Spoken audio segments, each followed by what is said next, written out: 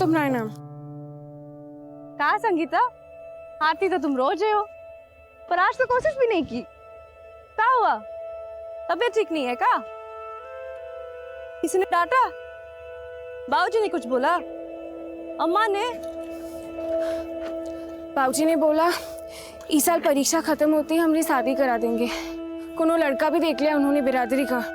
अरे तो बोलो अपने बाबूजी को कि तुमको शादी नहीं करनी है इतनी जल्दी, पहले पढ़ाई करोगी फिर नौकरी करोगी, उसके बाद अगर कोई लड़का मिला तो देख लेंगे ना। रहने दे हमारी पूटी उषा। हमारे बाबा मिले थे थोड़े बाबा से उस दिन, बोल रहे थे तोरी शादी भी इस साल करा देंगे, वो भी जून से पहले पहले। कुछ भी बकवास कर रही है, ऐसा कुछ हो ही नहीं सकता। मत मान हमारी बात, जा पूछ ले अपने बाबूजी से। लड़का भी देख लिया उन्होंने। पर हमको शादी नहीं करनी है, हम तो चाहते हैं कि हमारे चाहने न चाहने से कुछ नहीं होगा। तू चाहे कितना ही तेज क्यों ना दौड़ ले, समाज की दीवार नहीं लांघ सकती। हम इतनी आसानी से हार नहीं मानने वाले। तुम चलो, साइकिल हम चलाएंगे।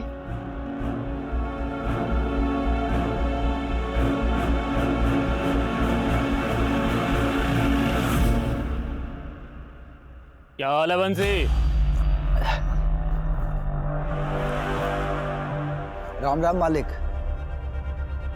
चाय पियोगे? नहीं नहीं मालिक।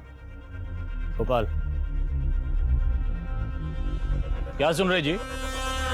तुम लोग जानवर का लाश उठाने से मना कर दियो। हड्डियां बूढ़ी हो चुकी है मालिक, वो अपना बोझ तो उठता नहीं है, तो जानवरों का कहाँ से उठाएंगे? और हमारे बच्चे तो ये सब काम करने से साफ मना कर चुके हैं मालिक। बच्चे कुछ ज्यादा समझदार हो गए हैं तुम्हारे। बोझा नहीं उठा सकते, झाड़ू तो उठाओगे, नालियां साफ करोगे ना? हाँ हाँ मालिक। मालिक 30 रुपए में पूरा नहीं पड़ता है। बगल वाले गांव में नाली साफ करने का 50 रुपए मिलता है। अच्छा, 50 रुपया चाहिए तुम लोग। अभी सर पे खड़ा मत रहो, जाओ पंच लोग से बात करके बताएंगे। मुंह में जुबान आ गया इन लोग को, कुछ करना पड़ेगा। क्या कहते नेताजी, 50 रुपया देंगे? बोले हैं कि देखेंगे, अब कि नहीं दिए ना तो काम छोड़ देंगे। 50 रुपया नहीं देंगे ना तो फिर हम सब मिलकर काम छोड़ देंगे। चलो मनोहर भैया, हम चलते हैं। रात में चौधरी के खेत की रखवाली करने जाना है। कहाँ बंसी भैया, दिन में खेत मजूरी, रात में रखवाली, थकते नहीं हो तुम? 3 बेटियां हैं भैया, दिन रात काम नहीं करेंगे तो कैसे पालेंगे पोसेंगे, कैसे शादी ब्याह करेंगे? चलो अच्छा हम चलते हैं। हाँ भैया हाँ।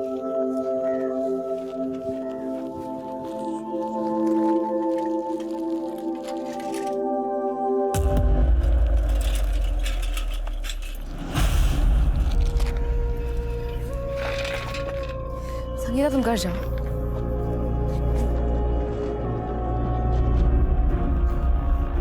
हम शादी नहीं करेंगे, हम बता देते आपको।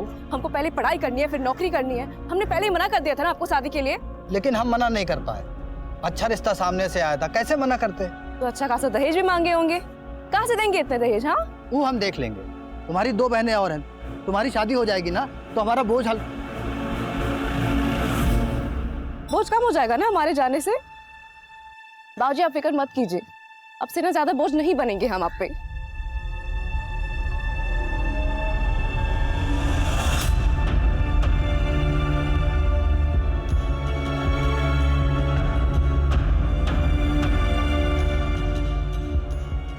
उषा दी हमरा चॉकलेट। और हमारा चॉकलेट लाए हैं, लो। अरे तुम लोग इतना बड़ी हो गई हो लेकिन फिर भी बचपना गया नहीं है? तो थोड़ा तुम भी बच्चा बन जाओ ना माँ। बंसी, ओ बंसी। बाबूजी, बाबूजी क्या हुआ दादाजी? अरे गिलास पानी चाहिए था। बेकार में डरा दिए हमको तो लगा कहीं आप अगर पानी चाहिए था तो पानी पानी चलाना चाहिए ना। आपकी बेटी का नाम काहे चला रहे? मेरी मर्जी। वैसे कोई बताएगा एक गिलास पानी के लिए पूरी मंडली क्यों जमा हो गई यहाँ? अब कोई पानी भी देगा या नहीं? ला रहे।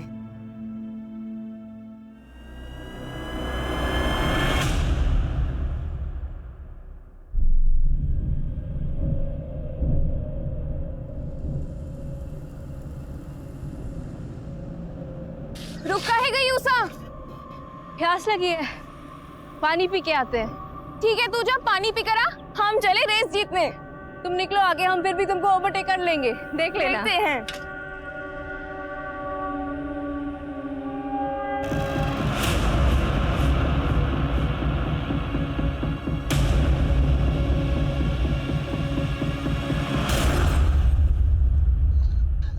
संगीता बेटा, हमको लगा कि उषा तुम्हारे साथ है। गलती हो गई चाचा, हमको लगा उषा को शायद कोई काम आ गया होगा, वो रेस छोड़कर निकल गई। अच्छा। हमने तो सोचा ही नहीं कि वो ऐसे घर लौटेगी ही नहीं।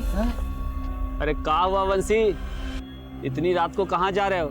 कुछ खो गया का? ओ भैया, हमारी उषा बिटिया ना कहीं। वो हमारी उषा बिटिया की पायल खो गई है, तो वही हम लोग ढूंढ रहे थे। अब इतनी रात में तो मिलेगी नहीं, सुबेरे ही ढूंढना पड़ेगा ना। चलो मीरा, चलो। आप झूठ काहे के लिए बोले? तो क्या कहते हैं? हमारी लड़की गायब हो गई है, मिल नहीं रही है। अरे कितनी बदनामी होती, लोग काका बातें बनाते, समझ रही हो तुम? लेकिन चाचा, आप उषा को ढूंढेंगे कैसे?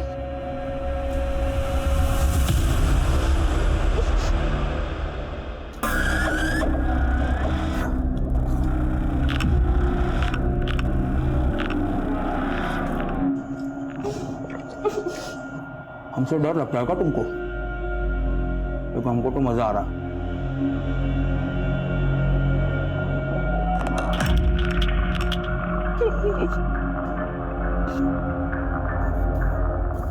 कार्यक्रम का शुरुआत तो हम करेंगे।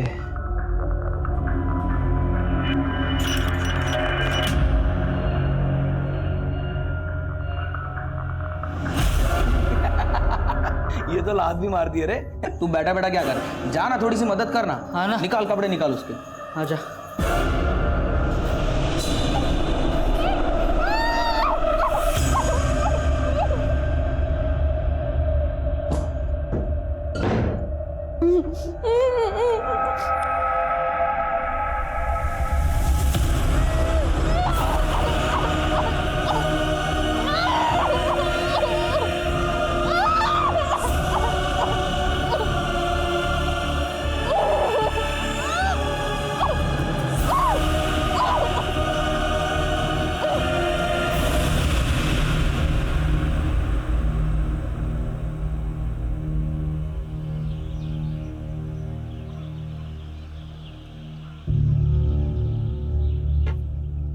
दो दिन हो गया, अब बहुत हो गया।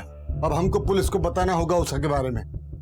लेकिन बाबूजी, जरा सोचिए कितनी बदनामी होगी इन बच्चियों के लिए। तो बंसी, नालियों का कचरा साफ कर करके तेरे दिमाग में भी कचरा भर गया है। तेरी खोखली इज्जत बिटिया की जान से बढ़कर है। तो बैठ, हम जा रहे हैं गांव वालों के साथ थाने।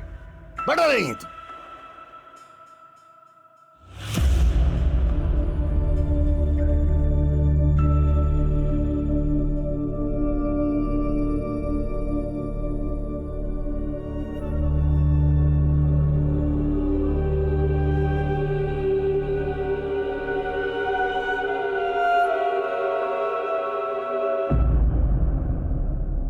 अरे हम खोज निकालेंगे आपकी बेटी उषा को। हम यहाँ क्यों हैं? जनता की सेवा के लिए है ना साहब। आप ही का आसरा है। अब लेकिन एक समस्या है। क्या साहब? पिछले महीने पड़ोस गांव से भगीरथ साहू जो है, वो आप ही की तरह रोते रोते आ गए हमारे पास कि अपनी बेटी लक्ष्मी को खोज निकालने की गुहार लगाते हुए। तो हम भी लग गए काम पे। पूरा गांव, शहर, जिला सब छान मारे, लेकिन लड़की नहीं मिली। और 4 दिन बाद लड़की अपने आप लौट आई, वो भी शादी करके दूसरे जात के लड़के के साथ। हमारी उषा ऐसी नहीं है साहब। अरे हम कब कहे कि उषा ऐसी है, लेकिन शिकायत दर्ज करने से पहले थोड़ा जांच पड़ताल कर लें। क्या है कि कॉलेज और मोहल्ले में किसी लड़के के साथ, अब उम्र भी तो फिसलने का है ना। फिर भी आपको अगर शिकायत कराना ही है तो हम तो यहाँ पे हैं ही, आ जाइएगा।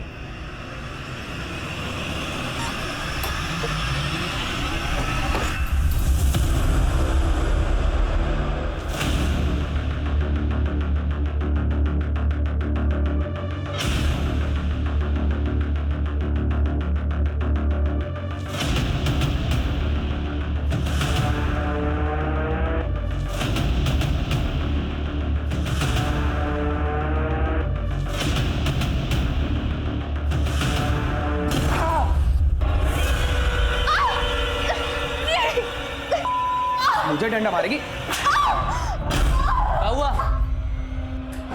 अभी तक तो कुछ नहीं हुआ। इसको बाहर निकालो। ओए, निकाल इसको।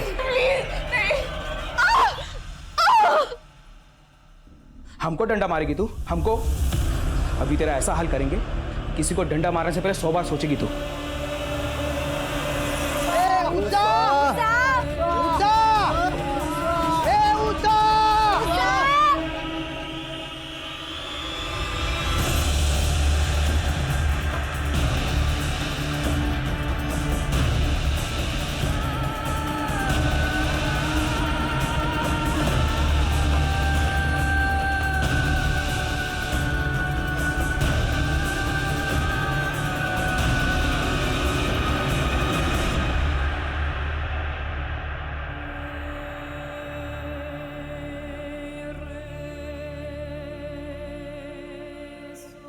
देखिए, शिकायत तो हम दर्ज कर लेंगे, लेकिन इतना बात याद रखिएगा कि जब हम आपकी भागी हुई बेटी को उसके पति समेत सौंपेंगे ना, तो समझ में नहीं आएगा कि बेटी के मिलने की खुशी मनाए कि इज्जत मिट्टी मिलने का शोक। सोच लीजिए, आपस में विचार विमर्श कर लीजिए। अगर फिर भी लगता है कि रिपोर्ट लिखाना ही है तो आ जाइएगा यहाँ पर, हम यहीं हैं जनता की सेवा के लिए।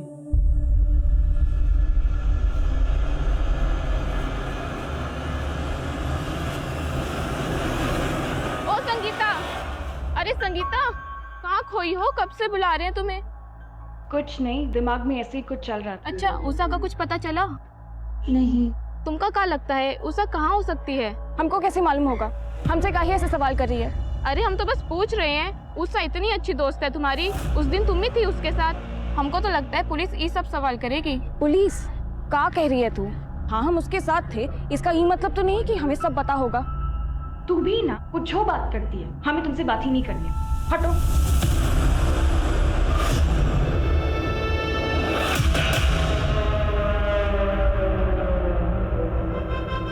बाबूजी, हम संगीता से बार बार पूछे, वो बोली कि उषा की किसी लड़के के साथ दोस्ती थी ही नहीं। हमें तो लगता है पुलिस हमें डरा रही है ताकि हम शिकायत न दर्ज करवाएं। मेरी मानो, शिकायत दर्ज करवा देते हैं। ठीक है बाबूजी। हाँ साहब, हमने सोच लिया साहब, हमें शिकायत दर्ज करवानी है। ठीक है, जो जनता जनार्दन चाहे। वैसे आप लोग का गांव माकनपुरा है ना? जी साहब। तब तो गड़बड़ हो गया। क्या है ना कि माकनपुरा हमारे थाने के अंडर नहीं आता। तो हम क्या करें साहब? आप लोग एक काम कीजिए, दौलतपुरा पुलिस स्टेशन चले जाइए। वहां का जो SHO है वो भी हमारे तरह ईमानदार है, आप लोग की पूरी मदद करेगा। ठीक है, चलिए।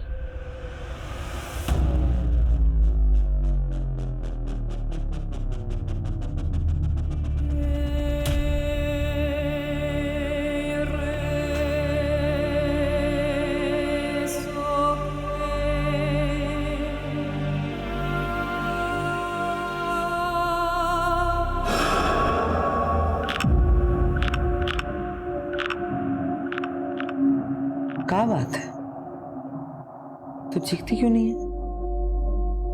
चीख सुने बिना मजा आता है? कहा दर्द सहने का आदत हो गया है। कोई बात नहीं, दर्द देने का और तरीका आता है हमको। बाबूजी, हम मनोहर के साथ दौलतपुरा पुलिस स्टेशन जा रहे हैं, रपट लिखा के ही आएंगे। बंसी भैया, अभी अभी नंदू खबर किए कि मंदिर के पास वाले पेड़ पे ना एक लड़की की लाश लटकी पड़ी है। चलो चलो।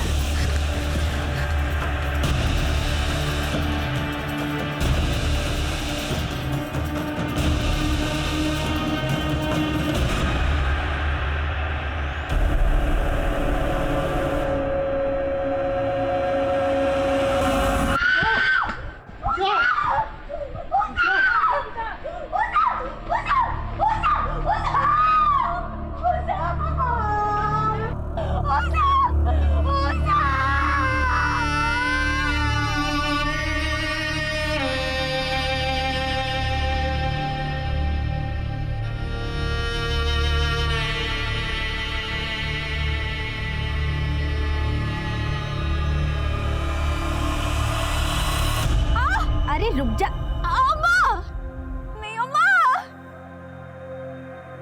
अरे हमारी पीटी उषा देख, निकाल दी तुम्हारा कांटा। पागल लड़की। खून निकल रहा। हाँ तो हम पोंछ दे रहे हैं अभी।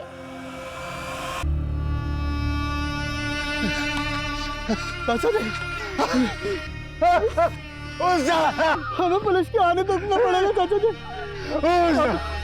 हमें कह रहा है वो आ रहा हूँ।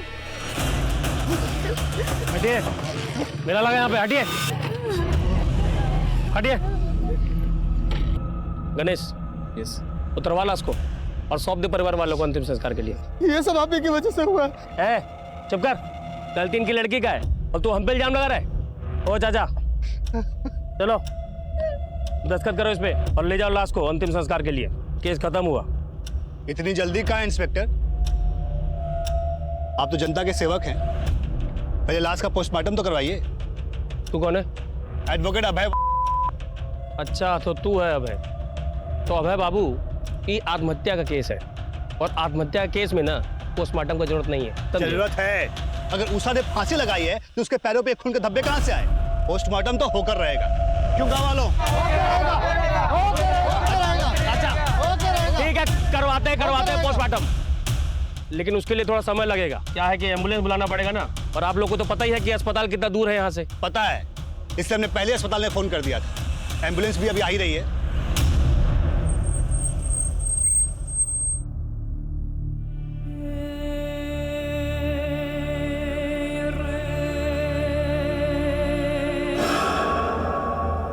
गणेश, यस, तू भी जा साथ में। ठीक।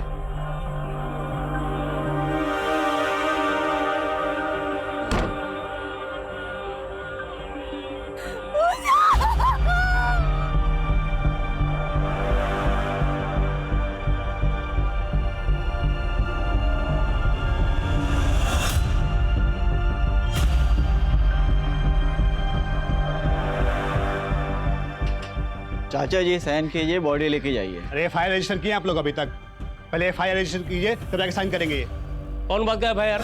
हाँ, पोस्टमार्टम रिपोर्ट में साफ लिखा है कि उषा ने खुद को फांसी लगाया। उषा का बॉडी हम भी देखे हैं, उसका चेहरा पर और बॉडी पर चोट का निशान था। खुदकुशी नहीं की है। दिखाइए पोस्टमार्टम रिपोर्ट। ये पोस्टमार्टम रिपोर्ट कोई पब्लिक प्रॉपर्टी नहीं है जो देखेंगे आप। चलिए जाइए यहाँ से, नहीं वो हल करेंगे, यही भर्ती होना पड़ेगा आपको। तमीज से बात कीजिए इंस्पेक्टर। दिखाइए पोस्टमार्टम रिपोर्ट, कहाँ रखा है छुपा के? नहीं दिखाएंगे तो यहीं खड़े हैं। क्या जाते हैं यहाँ? दिखाते कैसे आप लोग जाते हैं यहाँ पे?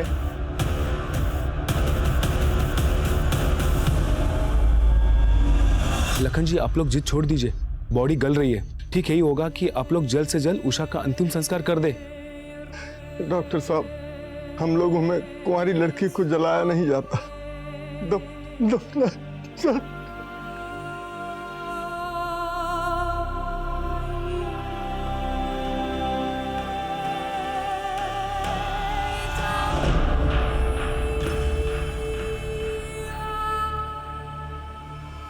उषा को दफना दिया गया। ऑफिशियली देखा जाए तो उषा का केस क्लोज हो चुका था।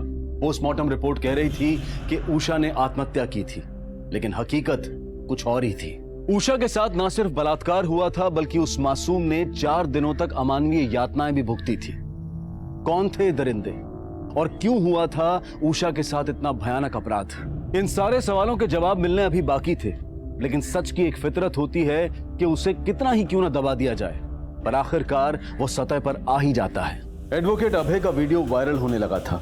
सोशल मीडिया पर जस्टिस फॉर उषा के नाम से एक मुहिम शुरू होने लगी थी और इस मुहिम में बॉलीवुड के सेलिब्रिटीज भी जुड़ने लगे थे। अखबार, टीवी और सोशल मीडिया से इस कदर दबाव बढ़ा कि पुलिस को उषा के केस को फिर से रीओपन करना पड़ा। देखिए, हम ये केस क्राइम ब्रांच को ट्रांसफर कर रहे हैं और साथ ही इंस्पेक्टर दरबारी को इस केस की तहकीकात खत्म होने तक सस्पेंड किया जाता है। सर, किस ऑफिसर को ये केस अलॉट हुआ है? ऑफिसर आदिल खान को। ये वीडियो एविडेंस रिकॉर्ड से वायरल कैसे हुआ? सर, लोकल पुलिस थाने से लीक किया होगा किसी बेवकूफ ने, शायद पैसों के लालच में। उषा एक अच्छी स्टूडेंट थी, एथलीट भी अच्छी थी।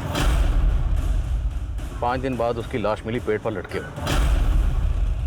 सबसे पहले हमें उषा का पोस्टमार्टम दोबारा करवाना होगा।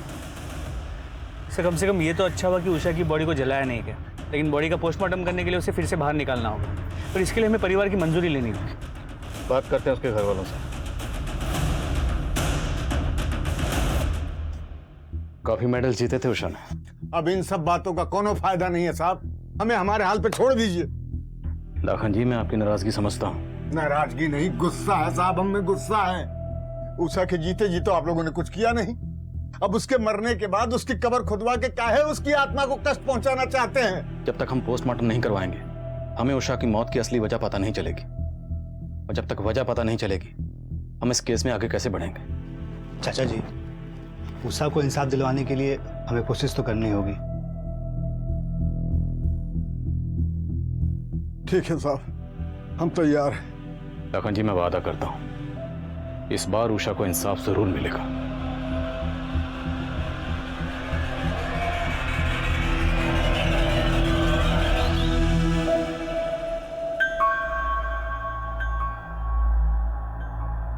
जी कहिए।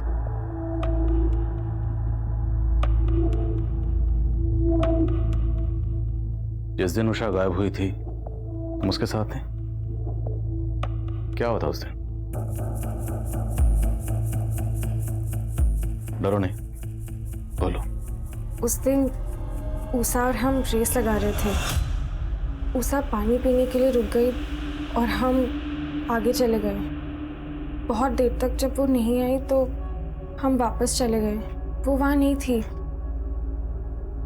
पुजारी जी से भी पूछा, उनको भी कुछ पता नहीं था। हमको लगा कि वो घर वापस चली गई होगी, तो हम घर चले आए। तुम्हें किसी पे कोई शक है? उसका कॉलेज में किसी के साथ कोई झगड़ा हुआ हो या कोई एक तरफा प्रेमी? जी नहीं।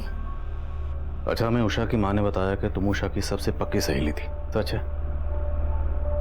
तो अगर तुम्हें कुछ भी याद आए या कुछ भी ऐसा है जो तुम हमें बताना चाहो तो हमें जरूर बताना।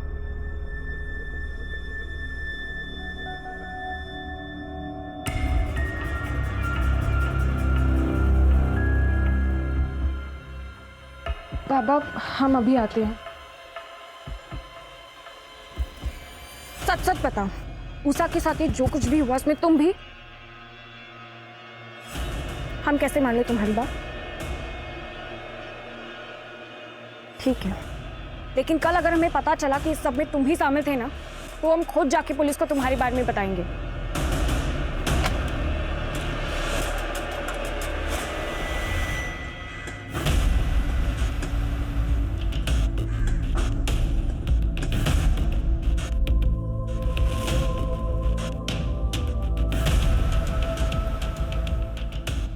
मौत गले की हड्डी टूटने से हुई थी। तो क्या उषा ने खुदकुशी की थी? जी नहीं, मुझे तो इस बात की हैरानी है कि पहले वाली पोस्टमार्टम रिपोर्ट में इस बात का जिक्र क्यों नहीं हुआ। लड़की का प्राइवेट पार्ट्स बुरी तरह से डैमेज्ड है। उन लोगों ने इसको बुरी तरह से नोचा है और कई लोगों ने नोचा है। यही उनकी हैवानियत नहीं रुकी। प्राइवेट पार्ट्स में कांच के टुकड़े मिले और उसकी छाती पर रॉड से वार किया गया। मतलब ये खुदकुशी नहीं थी? वो लड़की तो चलने की हालत में भी नहीं होगी।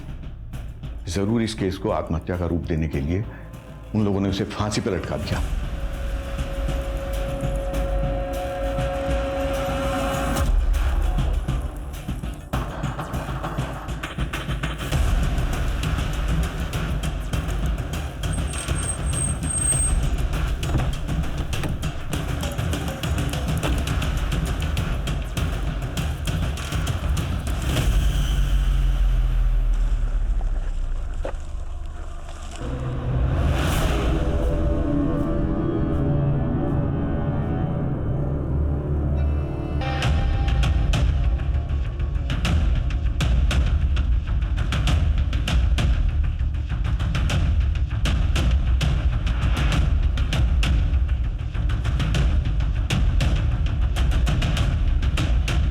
लाश को इतनी ऊंचाई पर ले जाकर टांगा गया।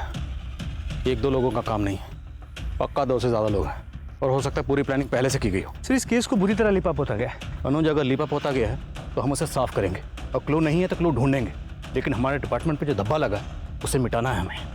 फिर इस मंदिर का पुजारी उषा की बॉडी मिलने के बाद से गायब है। और ये तो मुझे अब बता रहे? आई एम सॉरी सर, लेकिन उस पुजारी के पीछे हमने खबरियों को लगा दिया है। ढूंढो उस पुजारी को, हो सकता है उसने उन लोगों को देखा हो।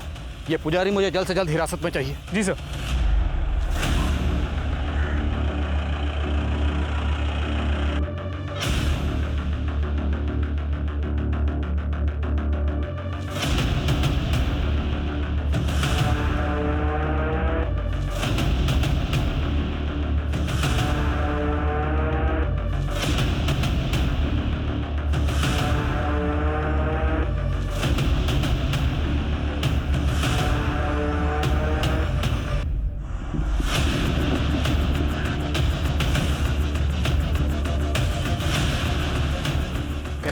सब बढ़िया रे, बेटा।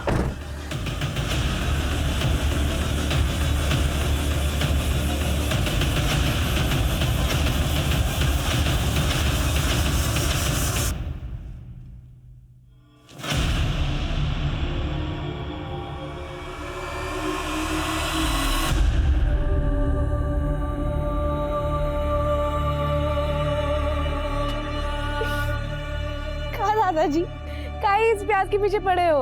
अरे हम कहाँ पीछे पड़े हैं, ये प्याज हमारे पीछे पड़ा है। रुला दिया कम बखत ने। क्या बनाना है आपको, हमको बताइए, हम बता सकते हैं। छोड़ो छोड़ो ये सब। अरे हमें अपने लिए नहीं, तुम्हारी माँ को अचानक नानी के पास जाना पड़ा और यहाँ बच्चियाँ भूखी हैं। अरे तो बुला लिए होते ना हमको, हम तो वैसे भी संगीता के घर पे टीवी देख रहे थे। अरे आप बैठिए, पूजा कीजिए, ये पेट पूजा का जिम्मा ना हम पे छोड़ दीजिए, ठीक है? जाओ।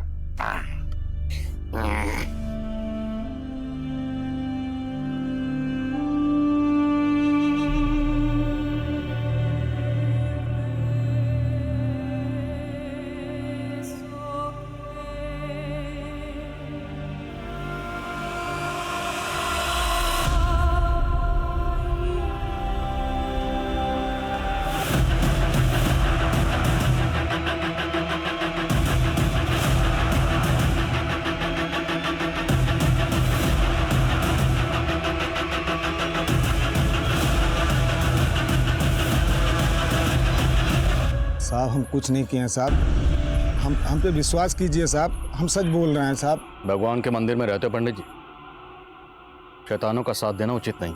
हम सच बोल रहे हैं साहब, हम कुछ नहीं जानते हैं साहब। तो चुप क्यों गए, भाग क्यों गए थे? वो उषा की फांसी के बाद जब सारे गांव वालों को पता चली साहब, वो हमसे झगड़ा करने लगे, हमें मारा पीटा और हमारा हाथ। अरे कैसी बात कर रहे हैं साहब? वो उषा का फांसी का वीडियो हम ही बनाए थे।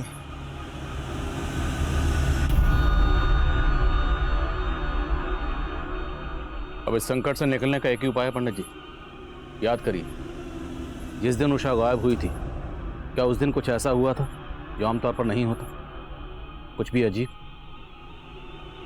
सोचो। कुछ याद आ रहा है या अपनी तरह से याद दिलाएं? वो उस यकीन के साथ तो नहीं साहब, लेकिन उस दिन मंदिर के पास आके एक गाड़ी रुकी थी। कौन सी गाड़ी थी, नंबर क्या था? अब नंबर तो नहीं याद है, लेकिन वो सफेद कलर की गाड़ी थी साहब। ये सफेद गाड़ी की कहानी सुना कि पुजारी हमें गुमराह करने की कोशिश तो नहीं कर रहा? मनोज, शक करने का तो बनता नहीं। अगर हम ये मान भी लें कि सारा कांड उस पंडित ने किया, तो पंडित इतना बेवकूफ़ तो होगा नहीं कि पहले रेप करेगा, मर्डर करेगा और फिर मंदिर के बाहर ही उषा की लाश को पेट पर लटका देगा और उसके बाद वीडियो बनाएगा। जी सर, और अगर पुजारी सच कह रहा है तो यही सफ़ेद गाड़ी हमें गुनहगारों तक पहुंचा सकती है। एक काम करो, आसपास के गांव के जितने भी पुलिस स्टेशन है सबसे कांटेक्ट करो, जितने भी हिस्ट्री शीटर इस वक्त बाहर हैं सबको राउंड ऑफ करो।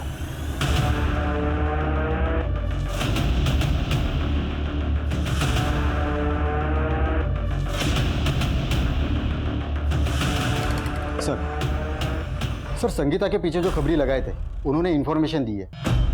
संगीता फोन पे किसी को धमकी दे रही थी और उषा के मर्डर के बारे में बात कर रही थी। संगीता से दोबारा मिलना पड़ेगा, उषा ने शायद किसी अपने से धोखा खाया।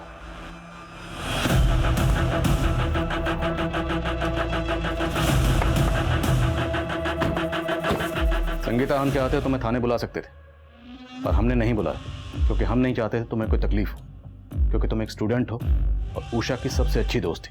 अब दोस्त थी तो ये भी चाहती होगी कि जिसने भी उषा के साथ गलत किया उसे सज़ा मिलनी चाहिए, चाहती हो ना? तो तुम्हारी मदद के बगैर हम उन्हें सज़ा नहीं दिला सकते। सब उषा का एक फ्रेंड था अशोक, हमरे गांव का ही लड़का है, हमरे साथ ही पढ़ता है। उषा और उसकी बहुत अच्छी बनती थी, है भी वो अच्छा लड़का। तो क्या उषा और अशोक के बीच में कुछ? हमको नहीं लगता, ऐसा कुछ होता तो उषा हमको बता दी होती। मुझे इस अशोक का फ़ोन नंबर और एड्रेस चाहिए। अच्छा, तुमने उस दिन किसी सफ़ेद रंग की गाड़ी को नोटिस किया था? सफ़ेद गाड़ी शायद देखी थी, लेकिन हमने इतना ध्यान नहीं दिया। साहब, उषा सिर्फ हमारी दोस्त थी, इसके अलावा हम दोनों के बीच ऐसा कुछ नहीं था। हमारा ध्यान तो सिर्फ पढ़ाई में ही रहता था। फिर संगीता को ऐसा क्यों लगता है कि उषा के साथ जो कुछ भी हुआ वो सब तूने किया है? क्या संगीता ने आपको ऐसा कहा? वो तो हमें बहुत अच्छे से जानती है, वो ऐसा कह ही नहीं सकती साहब। ठीक है जा, लेकिन जरूरत पड़ी तो दोबारा बुलाएंगे। हाँ साहब।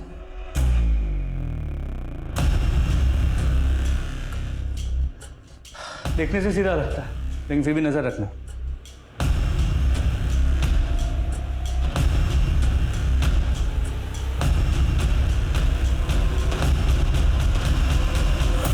साहब धोल विहार गांव में देखिए, वहाँ का इलाका काफ़ी सुनसान है। वहाँ सफ़ेद रंग की कार रात को कई बार देखी गई है। साहब हमने ही नहीं, हमारे अलावा काफ़ी लोगों ने देखी है। धोल विहार? हाँ। कहाँ पे है जगह?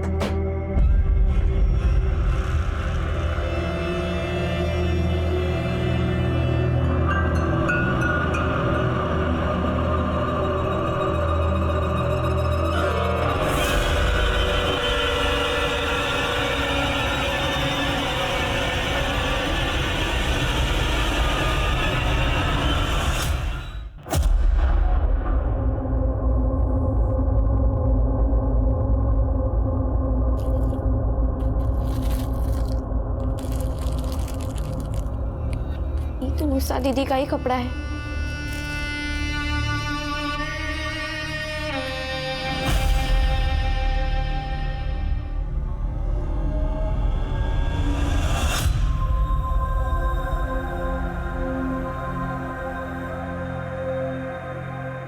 आओ बेटा आओ दिखाएं। उषा तुम कहती थी ना कि चप्पल पहन के दौड़ना बहुत मुश्किल होता है, देखो हम तुम्हारे लिए क्या लेके आए। ये कहाँ से मिला आपको बाबूजी? अरे छोड़ ना, तू पहन। इसको पहन के ऐसा लगेगा जैसे कि हम उड़ने वाले हैं। इसीलिए तो तुम्हारा नाम उषा रखे हैं, पीटी उषा के नाम पे। जब तुम मैदान में दौड़ोगी ना तो सब लोग चिल्लाएंगे उषा उषा उषा उषा उषा उषा उषा। ये हमारी उषा का ही जूता है। सर एक लोकल पॉलिटिशियन है, त्रिलोक राजपूत। ये बंसी और उसके बिरादरी के लोगों से चिढ़ा हुआ था क्योंकि ये लोग दिहाड़ी बढ़ाने की मांग कर रहे थे। बुलाओ इसे थाने। सर तुम यहाँ क्या कर रहे हो? तुम्हारा सस्पेंशन तो अभी खत्म नहीं हुआ। खान साहब हम गलत नहीं हैं, हम माकनपुर के हवा पानी मिजाज से अच्छी तरह वाकिफ हैं। ये गांव वालों को तो ऐसे ही चलता रहता है। अब आप सोच लीजिए कि अगर केस सॉल्व नहीं कर पाए ना तो बहुत जगह सही होगा। तुम मेरी फिक्र छोड़ो, अपनी फिक्र करो। एक बार सबूत मिल गया ना तो सबकी हवा पानी टाइट कर दूंगा। सदियों पुराना बात कर रहे हैं आप इंस्पेक्टर। वो मामला कब का हवा हो चुका है। हम खुद पंचों से मिलके बंसी और उसके साथियों का मजदूरी कब का बढ़वा दिए हैं। फिर भी बात चुभी तो होगी आपको। कल तक जो लोग आपके सामने नजरें झुकाकर चलते थे अब सीना तान कर चल रहे हैं। बुरा तो लगता होगा।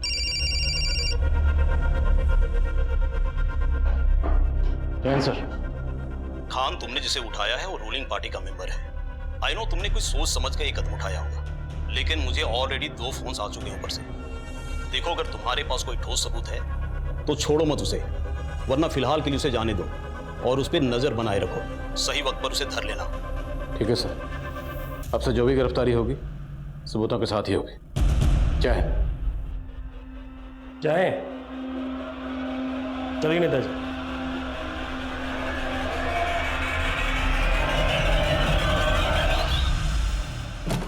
हमें अपनी तहकीकात का तरीका बदलना होगा। उषा जहां से गायब हुई, जहां पर उषा को रखा गया और फिर फाइनली जहां पर उषा की लाश मिली, ये सारी जगह एक दूसरे के आसपास है। सर इससे इतना साफ हो जाता है कि वो लोग गांव के चप्पे चप्पे से वाकिफ हैं। बिल्कुल, जिसने भी ये कांड किया या तो इसी गांव के या फिर आसपास के गांव के। उषा के गायब होने से लेकर उषा की लाश मिलने तक जितने भी लोग इस गांव को छोड़कर गए सबकी लिस्ट बनाओ। और अगर कोई गांव के बाहर पैसा भेज रहा है और जरा सा भी शक है, उठाओ से। ये लोकल नेता थे लोग और हमारे डिपार्टमेंट के होनहार इंस्पेक्टर दरबारी, सब पर नजर रखो। सर।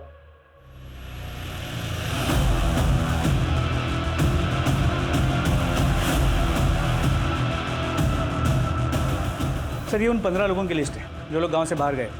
इन सब के बारे में पता किया, 13 लोगों से बात भी हुई, क्रॉस वेरीफाई भी की, सब अपनी बताई हुई जगह पर ही थे। सर लेकिन इनमें से 2 नंबर क्रॉस चेक नहीं हो पाए। ये दोनों कॉलेज स्टूडेंट हैं, सुजीत सिन्हा और दर्पण सिन्हा। हमने इनके कॉलेज में इंक्वायरी की तो पता चला कि 15 दिन से वो कॉलेज नहीं आ रहे। इन दोनों के कॉल डिटेल्स निकलो। जी सर, इन दोनों के कॉल डिटेल्स में एक कॉमन नंबर है, किसी कमल चौहान का है। जिस दिन उषा गायब हुई थी, सुजीत, दर्पण और कमल तीनों के मोबाइल की लोकेशन मंदिर के पास की है। सर उसके बाद लगातार 5 दिनों तक इन तीनों की लोकेशन उसी जगह की थी जहाँ पे उषा को रखा गया था और टॉर्चर किया गया था। ये लोग जहाँ भी हैं ढूंढ निकालो इन्हें। उषा के कातिल यही। सर तीनों के फ़ोन स्विच ऑफ है, इसलिए करंट लोकेशन का पता नहीं चल पा रहा।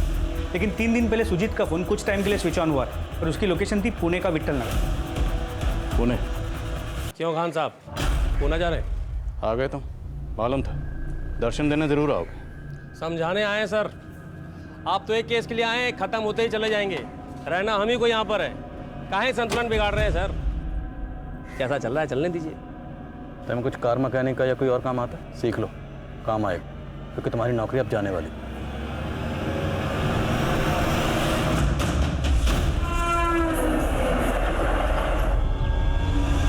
सर सुजीत की लोकेशन इसी एरिया की है, विट्ठल नगर। आसपास के लोगों ने बताया कि उन्होंने सुजीत और उसके दोस्तों को यहाँ देखा तो है, मगर वो कहाँ रहते हैं, किस घर में रहते हैं, किसी को नहीं पता। सर काफ़ी बड़ा एरिया है, करीब 50 बिल्डिंग्स हैं और हर बिल्डिंग में 60 से 70 फ्लैट्स। चूहे को उसके बिल से बाहर निकालने के लिए रोटी का टुकड़ा डालना पड़ता है।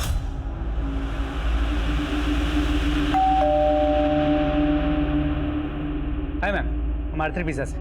हमने आपके एरिया में एक नया आउटलेट खोला है और हम यहाँ सर्वे के लिए हैं। कुछ सवालों का जवाब दीजिए और ये पिज़्ज़ा आपका फ्री, साथ में कोल्ड ड्रिंक का वाउचर भी। तो मैम आपके घर में कितने लोग रहते हैं? मैं रहती हूँ, मेरे हस्बैंड है और मेरी डॉटर। और कोई गेस्ट वगैरह हैं? नहीं, कोई गेस्ट तो नहीं। Thank you ma'am. ये आपका पिज़्ज़ा और ये आपका कोल्ड ड्रिंक का voucher. Thanks ma'am. Sir room number 409 negative.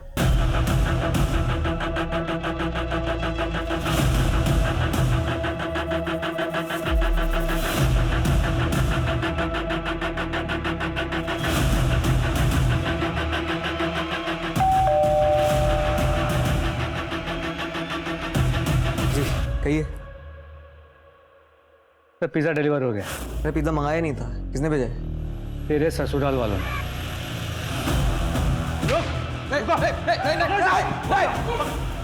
नीचे बंदूक, नीचे बंदूक, नीचे बंदूक, नीचे। देख तू मरेगा, तेरे साथ दोनों दोस्त भी मरेंगे। कमल गोली मत चला। कमल बंदूक रख दे नीचे, गोली मत चलाइए। ला दे, इसे हम सराहने के नीचे लेकर सोते हैं। चल। उषा को इतनी बेरहमी से टॉर्चर क्यों किया? क्या दुश्मनी थी तुम तीनों की उषा से? 3 नहीं सर, 4 लोग थे। चौथा कौन? अशोक।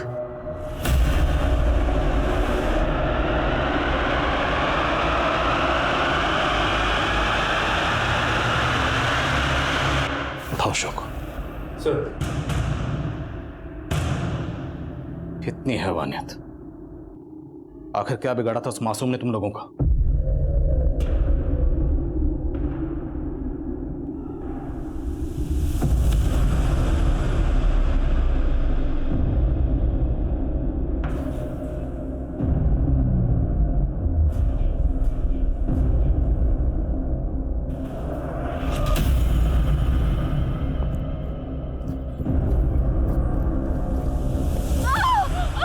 कहाँ भाग रही थी?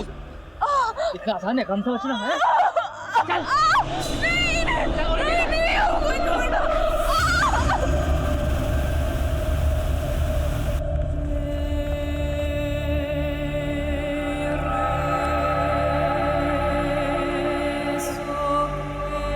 देखो पहली बार तब देखा था जब कॉलेज की दौड़ में हिस्सा ले रही थी।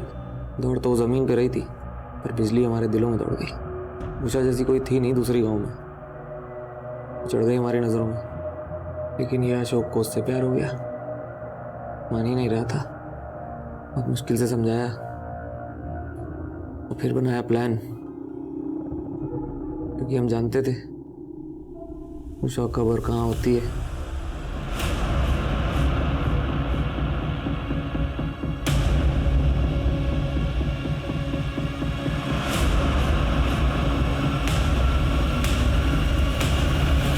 यस सर, मजा किया उसके साथ। मजा करना तो अलग बात है, लेकिन वो थी तो दूसरे जात की। उसको उसकी औकात भी दिखानी थी। पढ़ें लिखें, हवा में दौड़ें, उनकी औकात सिर्फ गटर में जाने की बनी है, इसलिए मार दिया उसे।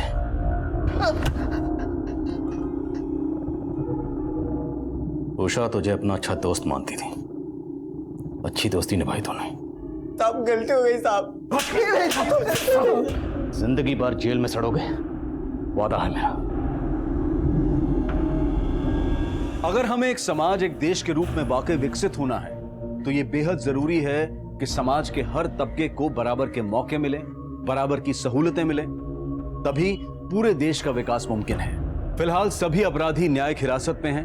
उन पर आईपीसी की धारा 363 के तहत अपहरण के लिए, धारा 376D के तहत गैंगरेप के लिए, धारा 302 के तहत हत्या के लिए और SC/ST एट्रोसिटीज एक्ट के तहत मुकदमा चल रहा है। अब मैं अनूप सोनी आपसे विदा लेता हूं। फिर मुलाकात होगी क्राइम पेट्रोल सतर्क के ब्लैक हेडलाइंस अध्याय में एक और नए केस के साथ। और याद रखें, क्राइम और आपके बीच में सिर्फ इतना फर्क है कि आप कितने सतर्क हैं। सतर्क रहें, सुरक्षित रहें।